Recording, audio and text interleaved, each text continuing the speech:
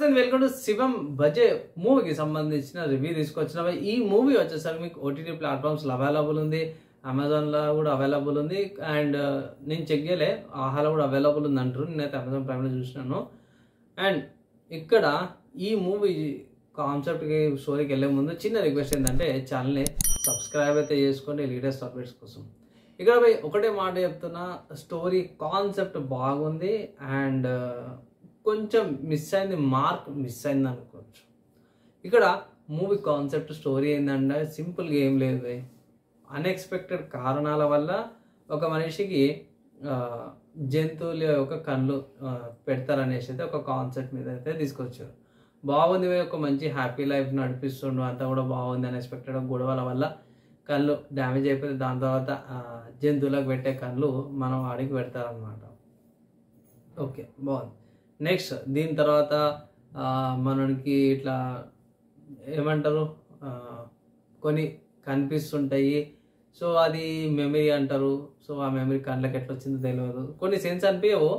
కానీ మన హీరో కోరికైతే దీనివల్ల బయటపడ్డదో బాగా ఫ్రస్ట్రేషన్ అయిపోతాడు, కుక్క కళ్ళు పెట్టి అది ఇది అనేసి అయితే అంటారు. సో డాక్టర్స్ ఏమంటారు, ఏం కాదు మీకు సొల్యూషన్ చేస్తాం అది ఇది అనేసి అయితే పెడతారు, హామీ ఇస్తారు. అది కాన్సెప్ట్ పర్లేదు పోయి. దీంట్లో స్పిరిచువల్గా చూసుకుంటే మాత్రం శంఖం కాలభైరవుని గురించి కాన్సెప్ట్ వచ్చేటట్టు మన అది కుక్కన్ ఏదైతే ఉందో దానికి సింక్ అయ్యేటట్టు అక్కడక్కడ కొన్ని సీన్స్ పెడతారు పోయి. సో మార్క్ అయితే అంత రీచ్ కాలే పోయి. మంచి విషయం ఏంటంటే పోయి కొత్త యూనిక్ కాన్సెప్ట్ తీసుకొచ్చారు. ఫైట్స్ కానీ అండ్ స్టార్టింగ్లో కూడా మన హీరో ఉరుకుతుంటే కూడా డాగ్ని చూపిస్తారు ఒక దిక్కు. అంటే కంపల్సరీ నువ్వు ఇదే టాస్క్ చేస్తావు, నువ్వు దీనికోసమే ఉన్నావు అన్నట్టు చూపించేటట్టు కొన్ని ప్రిడిక్షన్స్ చూపిస్తారు.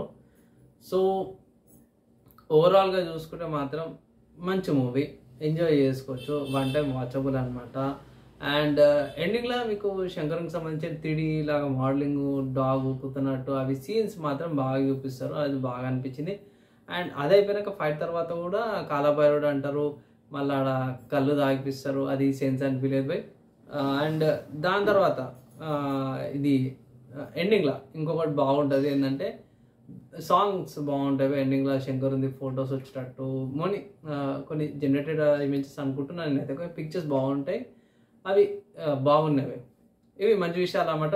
కమింగ్ టు డ్రాబ్యాక్స్కి వచ్చేసరికి కొన్ని సీన్స్ సెన్స్ అనిపించలేవు, విలన్ రివీల్ చేసేటప్పుడు సీన్స్ బాగున్నాయి. అండ్ ఫైనల్గా నేను రేటింగ్ చూసుకుంటే మాత్రం బై 1.75 అవుట్ ఆఫ్ 5 రేటింగ్స్ ఇస్తున్నా. అదేంటన్నా ఇంత మంచిగా పాయింట్స్ చెప్పి కూడా ఇంత తక్కువ రేటింగ్ ఇస్తున్నా అంటే కొన్ని సెన్స్ అనిపించలేవు బై. దీంట్లో ఏం చేసిరంటే శంకరుని వాడుకున్నట్టు వాడుకోరు అనమాట. ఒక హీరోని ఎలివేట్ చేయడానికి కాలభైరవుని మొత్తం దేవుడే చేస్తున్నట్టు ఒక పోర్ట్రే చేయడానికి చూపించారు. అండ్ ఎండింగ్లో అది 3Dది కూడా చూపించారు. ఒక దిక్కు మంచిగా అనిపించింది, ఒక దిక్కు కూడా సెన్స్ అనిపించలేదు. సో కాలభైరవుని రూపం చూపించుండవచ్చు కదా, డైరెక్ట్ శంకరుని రూపం కంటే కూడా అన్నట్టు అనిపించింది. ఒక విగ్రహం అయితే చూపిస్తారు అనమాట కాలభైరవుని అక్కడ ఫైట్ సీన్స్ కాడ, అది బాగా అనిపించింది. సో కానీ ఆబ్వియస్లీ కొన్ని డ్రాబ్యాక్స్ ఉన్నాయి, కొంచెం ఇంప్లిమెంటేషన్ కూడా కొన్ని చూపించే విధానం కాడ ఆ థ్రిల్ రీచ్ కాలేదన్నమాట. సో అండ్ కొన్ని ఈజీగా అర్థమైపోతుంది. అక్కడక్కడ మన వాళ్ళు ఏం చేస్తారంటే ఇంకో మంచి విషయం చెప్పాలంటే ఎండింగ్లో ఒక పోలీస్ ఆఫీసర్ గురించి కూడా ఉంటుంది. సో అతన్ని డిఫరెంట్గా వాడే అన్నాడు కనిపిస్తుంది, కానీ లాస్ట్లో కూడా వాని గురించి ఏమైంది అనేది కూడా చూపిస్తారు. అవి బాగున్నవి, మీదే సెన్స్ అనిపించలేవు కాబట్టి తక్కువ రేటింగ్ ఇవ్వాల్సి వచ్చింది అనమాట. అంతే నాకు ఫైనల్గా చూసుకుంటే ఒకటే మాట చెప్తున్నా, వన్ టైం వాచబుల్ అన్నప్పుడు ఎక్కడ నోడిటీ అది ఇదేం లేదు, ఫ్యామిలీతో ఎంజాయ్ చేసుకోవచ్చు ఈ మూవీ. ఇది నా ఒపీనియన్, నా రివ్యూ అనమాట. మీకు ఏమనిపించింది కింద కామెంట్ చేసుకోవచ్చు. నెక్స్ట్ వీడియోలో కలుసుకుందాం.